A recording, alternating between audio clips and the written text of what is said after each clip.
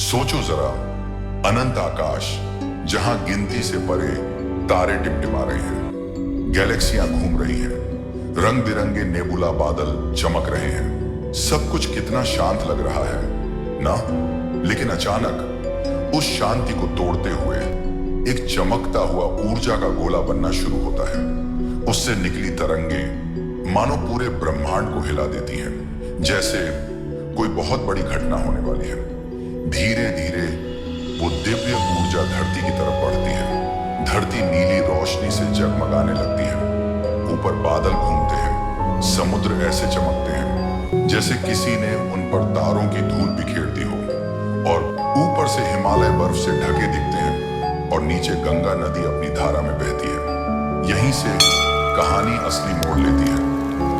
सुबह का समय है, मंदिर की घंटियां बज रही हैं, पक्षियों की चहचहाहट चारों तरफ गूंज रही है।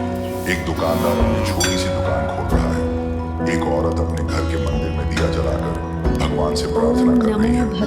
आंगन में 2 साल की एक बच्ची फूलों से खेल रही है। सब कुछ कितना साधारण, कितना शांत, लेकिन तभी एक घर से घबराहट की आवाजें आने लगती हैं। उस घर के अंदर एक औरत प्रसव पीड़ा में है।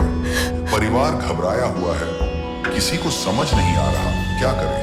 लेकिन तभी कमरे में कुछ अजीब सा होता है, जैसे हवा में अदृश्य मंत्र गूंज रहे हों। दिए की लौ और तेज हो जाती है और अचानक दिव्य प्रकाश से एक बच्चा जन्म लेता है। उसके शरीर से नीली आभा निकल रही है, इतनी तेज कि परिवार की आंखें चौंधिया जाती हैं। सब हैरान हैं, ये कोई साधारण बच्चा नहीं, ये किसी नई शुरुआत का संकेत है। गांव फिर से सामान्य हो जाता है। लोग अपनी अपनी जिंदगी में लौट जाते हैं, लेकिन उस घर से उठती नीली रोशनी गांव वालों के दिल में एक सवाल छोड़ जाती है। ये बच्चा कौन है और क्यों इसका जन्म इतना असाधारण है? धीरे धीरे दृश्य काला हो जाता है और बस सुनाई देती है शंख की गूंज, मानो खुद ब्रह्मांड कह रहा हो, युग बदल चुका है।